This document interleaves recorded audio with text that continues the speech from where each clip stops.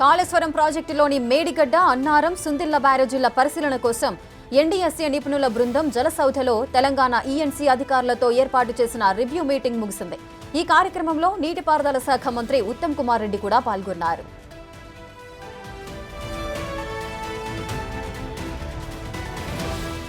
NDSA 4 నెలల report సమర్పిస్తామని తెలిపిందని, అంతకంటే ముందే ప్రాథమిక రిపోర్టు వీలైనంత తొందరలో ఇవ్వాలని కోరినట్లు మంత్రి వెల్లడించారు. దాని ఆధారంగా డ్యాం రిపేర్తో పాటు తప్పు చేసిన వారిపై చర్యలు తీసుకుంటామని ఉత్తమ్ హెచ్చరించారు. కాళేశ్వరం ప్రాజెక్టు బీఆర్ఎస్కు ఏటీఎంగా మారటానికి ప్రధాన కారణమే మోదీ ప్రభుత్వమని ధ్వజమెత్తారు. బీఆర్ఎస్కి కార్పొరేషన్ల ద్వారా 84,000 కోట్ల రుణం అందించింది కేంద్రమే కదా అని ఆయన ప్రశ్నించారు. కాంగ్రెస్ ని విమర్శించే అర్హత బీజేపీకి లేదు అని ఉత్తమ్ ఫైర్ అయ్యారు.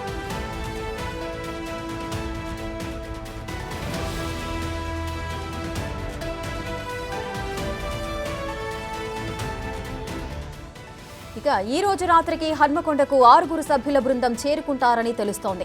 చంద్రశేఖర్ అయ్యర్ నేతృత్వంలోని కమిటీ గురువారం ఉదయం మేడిగడ్డ, మధ్యాహ్నం అన్నారం బ్యారేజీలను పరిశీలిస్తారు. శుక్రవారం సుందిళ్ల బ్యారేజీ పరిశీలన పూర్తి చేసి రాత్రికి హైదరాబాద్ చేరుకుంటారని సమాచారం అందుతోంది. శనివారం నీటిపారుదల శాఖ అధికారులతో పాటు ఆయా బ్యారేజీల నిర్మాణంలో పాలు పంచుకున్న అధికారులు, నిర్మాణ సంస్థలతో సమావేశం కానుంది.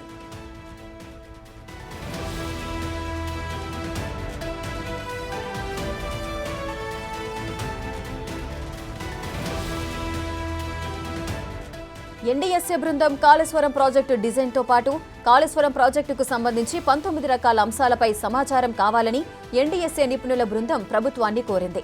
మేడిగడ్డ, అన్నారం, సుందిళ్ల బ్యారేజీల పరిశీలనపై ఒక డ్రాఫ్ట్ తయారీ చేయనుంది. గత నెల 13న కాళేశ్వరం ప్రాజెక్టు సామర్థ్యంపై పూర్తి స్థాయిలో నివేదిక కావాలని ఎన్డీఎస్ఏను కోరింది తెలంగాణ ప్రభుత్వం.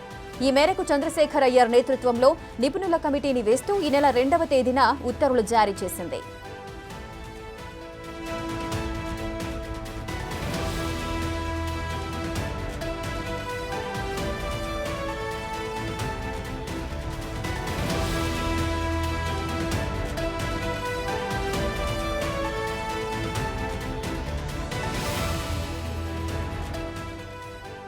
మరింత సమాచారం మా ప్రతినిధి రామ్ ప్రసాద్ లైవ్ లో అందిస్తారు. రామ్ ప్రసాద్, చెప్పండి. ఎన్డీఎస్ఏ నిపుణుల బృందం అయితే జలసౌధలో తెలంగాణ ఈఎన్సీ అధికారులతో కూడా ఒక రివ్యూ మీటింగ్ ఏర్పాటు చేశారు. ఈ రివ్యూ మీటింగ్ కి సంబంధించిన పూర్తి వివరాలేంటి?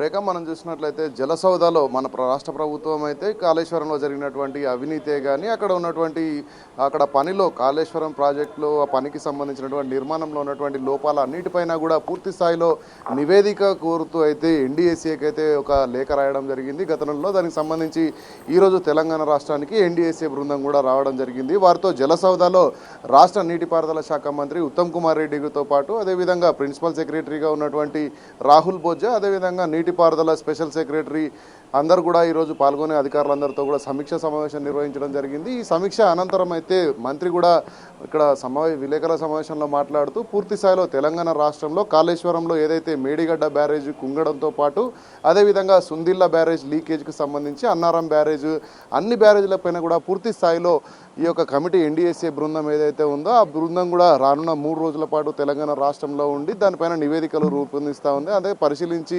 అధ్యయనం చేయనున్నట్లయితే మంత్రి మనకు చెప్పడం జరిగింది. అంతేకాకుండా ఈ యొక్క కమిటీకి సంబంధించి ఎన్డీఎస్ఏలో మనం చూసినట్లయితే చంద్రశేఖర్ అయ్యర్ కమిటీ అయితే వేయడం జరిగింది. దాంతో పాటు 6 సభ్యుల బృందం కూడా ఈరోజు సాయంత్రం హన్మకొండకు చేరుకొని రేపు ఉదయాన్నే అక్కడి నుంచి కాళేశ్వరంలో ప్రధానంగా మేడిగడ్డ బ్యారేజ్ను చేరుకొని రేపు ఉదయం నుంచి వారి యొక్క పరిశీలన పనులు ప్రారంభిస్తారు. ఈ క్రమంలో సంబంధించినటువంటి అక్కడ ప్రాజెక్టుకు సంబంధించి బ్యారేజీలు ఏదైతే నిర్మాణం జరిగిందో ఇటు కాళేశ్వరంలో మేడిగడ్డ బ్యారేజ్ కానీ అదేవిధంగా అన్నారం, సుందిళ్ల బ్యారేజ్లన్నింటినీ కూడా ఈ యొక్క బృందం నిపుణుల కమిటీ అయితే పరిశీలించి రాష్ట్ర ప్రభుత్వానికి నివేదిక ఇవ్వనున్న నేపథ్యంలో అక్కడ స్థానికంగా ఉన్నటువంటి అధికారులందరూ కూడా ఈ యొక్క కమిటీకి అడిగినటువంటి నివేదికలు ఇవ్వడంతో పాటు పూర్తి స్థాయిలో వారికి సహకారం అందించాలని మంత్రి కూడా రాష్ట్రంలో ఉన్నటువంటి నీటిపారుదల శాఖ అధికారులకైతే ఆదేశాలు జారీ చేసిన నేపథ్యంలో ఎవరైనా ఆదేశాలను అతిక్రమించినట్లయితే చట్ట ప్రకారం చర్యలు కూడా తీసుకుంటాము, ఎందుకు కూడా రాష్ట్ర ప్రభుత్వం వెనకాడదని చెప్పేసి కూడా అధికారులను హెచ్చరికలు జారీ చేయడం జరిగింది. దీన్ని చూసినట్లయితే ఇప్పటికే మనం చూసినట్లయితే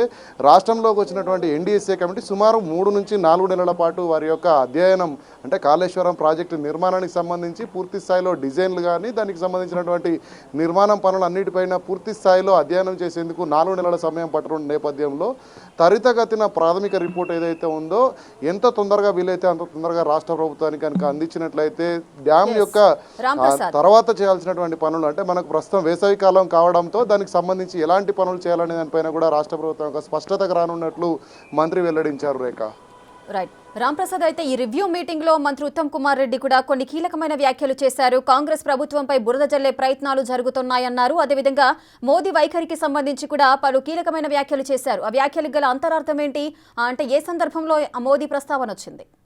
ఇటీవల రాష్ట్రంలో 2 రోజుల పాటు అయితే దేశ ప్రధానమంత్రి నరేంద్ర మోడీ అధికార కార్యక్రమాలతో పాటు పార్టీ కార్యక్రమాలలో కూడా పాల్గొనడం జరిగింది. ఈ సందర్భంగా కొన్ని వ్యాఖ్యలు చేయడం జరిగింది.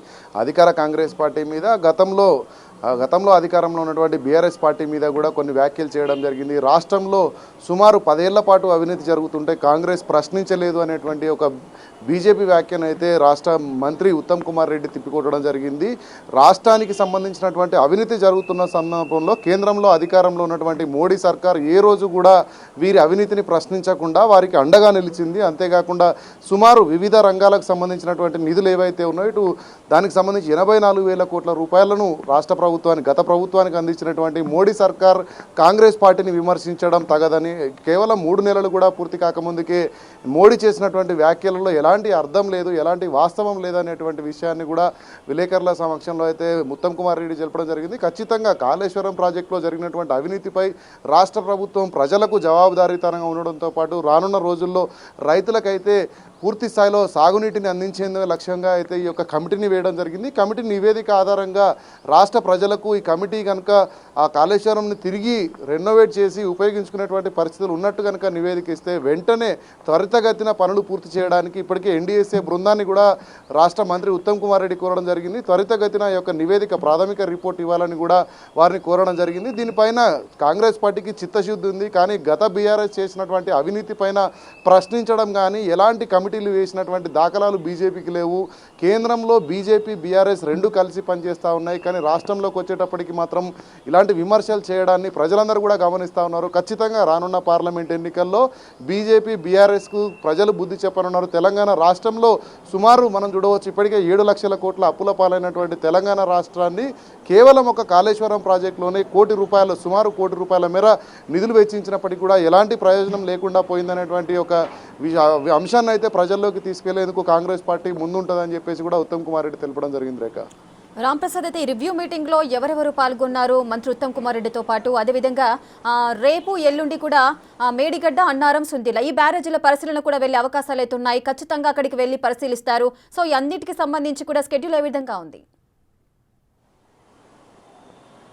నీటిపారుదల శాఖకు సంబంధించి అయితే పూర్తి స్థాయిలో రాష్ట్రంలో ఉన్నటువంటి అన్ని నీటిపారుదల శాఖకు సంబంధించినటువంటి ప్రాజెక్టులకు సంబంధించి ప్రధాన కార్యాలయం జలసౌధ కావడంతో వారు నేరుగా ఎన్డీఎస్ఏ బృందం ఏదైతే ఉందో చంద్రశేఖర్ అయ్యర్ కమిటీ కూడా ఇక్కడికి రావడం జరిగింది. ఆ చంద్రశేఖర్ అయ్యర్తో పాటు 6 సభ్యుల బృందం కూడా జలసౌధకు చేరుకొని ఇక్కడ ఉన్నటువంటి నీటిపారుదల శాఖ అధికారులు అంటే మనకు నీటిపారుదల శాఖకు మంత్రిగా ఉన్నటువంటి ఉత్తమ్ కుమార్ రెడ్డి కూడా ఈ సమీక్షా సమావేశంలో పాల్గొనడం జరిగింది.